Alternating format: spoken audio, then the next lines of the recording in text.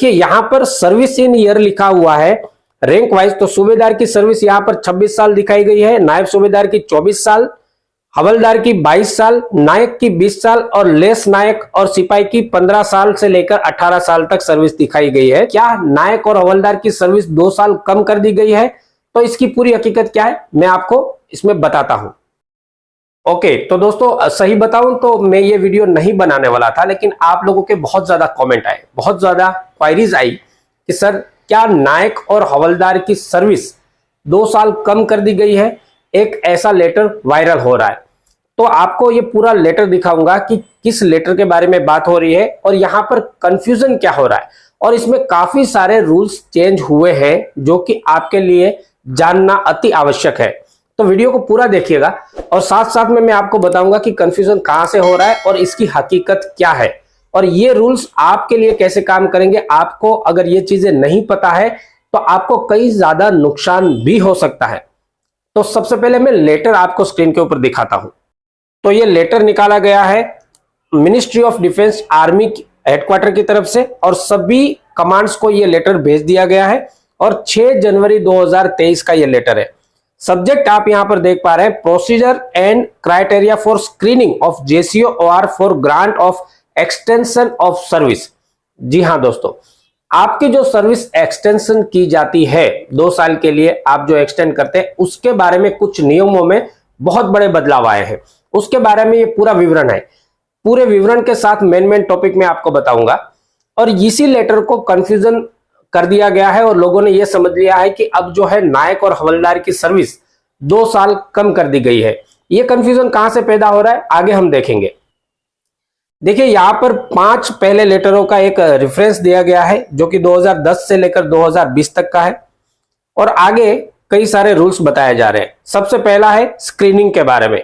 All JCOR, जी हां, सभी JCORs को उनकी सर्विस एक्सटेंड करने के लिए उनकी स्क्रीनिंग की जाएगी और ये स्क्रीनिंग उनकी यूनिट लेवल पे, रेजिमेंट लेवल पे, कॉर्प्स लेवल पे, रिकॉर्ड्स लेवल पे की जाएगी। जिनको भी जहां भी लागू है वहां पर उनकी एक स्क्रीनिंग बोर्ड होगा और उनकी स्क्रीनिंग की जाएगी, उसके बाद ही उनकी सर्विस एक्सटेंड हो सकती है। तो अब देखिए procedure and criteria for screening for JCORs in the army. यहां से 2 चीजें साफ होती है दोस्तों, ये जो नियम बदले हैं ये सिर्फ JCO और ORs के लिए ही बदले हैं और आर्मी के लिए ही ये नियम बदले हुए हैं। तो इसका प्रोसीजर क्या है? सबसे पहले आप यहां पर देख पा रहे हैं कि विलिंगनेस या unwillingness for extension of service. अगर आप सर्विस को एक्सटेंड करना चाहते हैं तो उसके लिए विलिंगनेस और अनविलिंगनेस के क्या नियम है। सबसे पहला कि सभी JCO और सभी ORs की स्क्रीनिंग होगी, ये कंपलसरी है।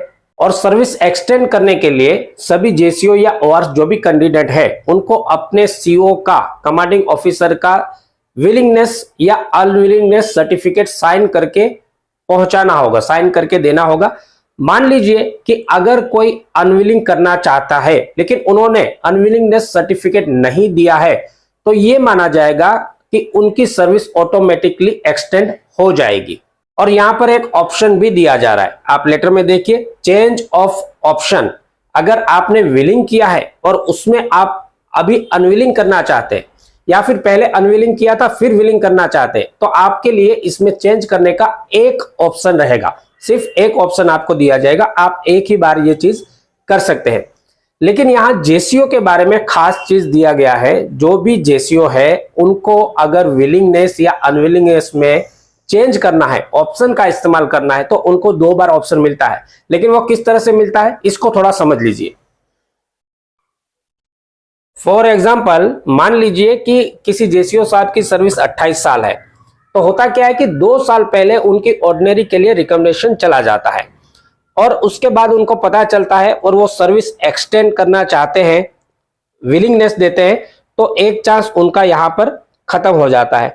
उसके बाद जब असेसमेंट का टाइम आता है तो उनके पास एक ही चांस मिलेगा और इस मैटर में जो डबल गैलेंट्री अवार्ड लिए हुए विजेता है तो उनको 4 चांस दिए जाते हैं, यानी कि उनके पास 4 ऑप्शन है। बाकी के लिए ऑर्डिनरी के लिए भी JCO साहब के लिए सिर्फ 2 ही चांस है। लीजिए कि किसी भी JCO साहिबान या जवान ने ऑप्शन चेंज का इस्तेमाल किया है, विलिंग से अनविलिंग किया या अनविलिंग से विलिंग किया, तो आपका जो ऑप्शन सर्टिफिकेट है वो आपकी ओरिजिनल सर्विस खत्म होने से 4 महीने पहले रिकॉर्ड में पहुंच जाना चाहिए। और यहां पर सबसे इंपॉर्टेंट चीज देखिए, ये बहुत ज्यादा जरूरी है, नहीं तो बहुत लोगों को घाटा हो सकता है।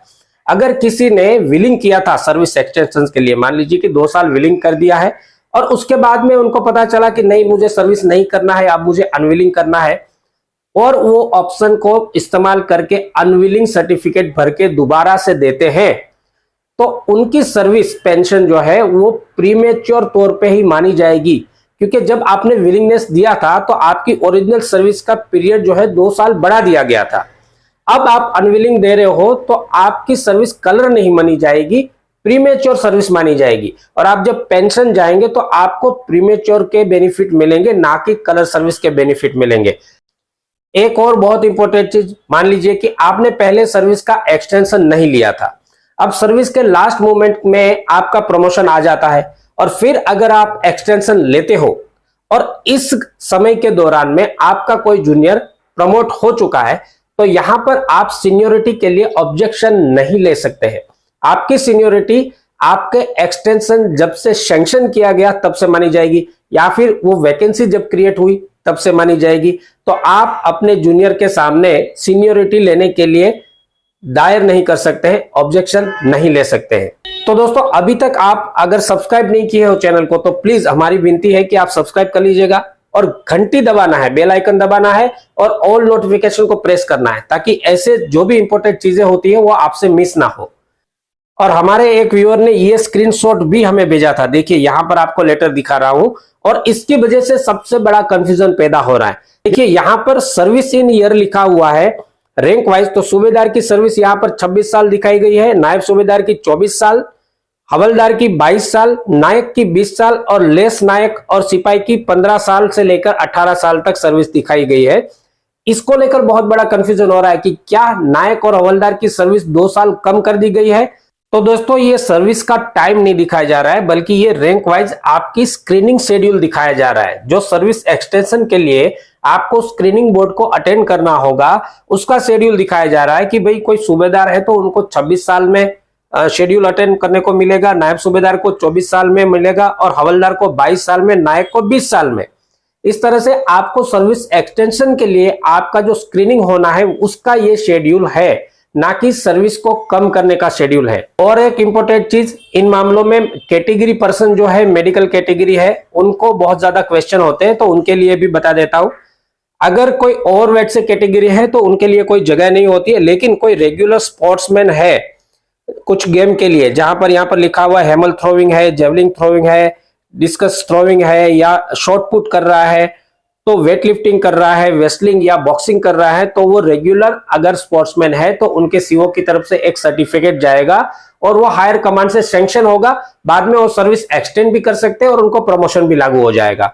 लेकिन इसके अलावा अगर कोई नॉर्मल बेसिस पे ओवरवेट हो रखा है तो उनको यहां पर सर्विस एक्सटेंशन भी लागू नहीं है और प्रमोशन भी लागू नहीं है।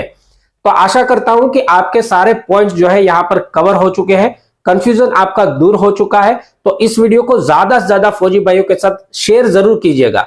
देखिए, मेहनत हम कर रहे हैं, आपका काम शेयर करने के लिए बनता है, ताकि आप अपने दूसरे भाइयों के पास पहुंचाए, उनको सही जानकारी मिले और किसी का नुकसान ना हो, क्योंकि इसमें कुछ ऐसे पॉइंट है जिसके बारे में बहुत ज्यादा नुकसान हो सकता है।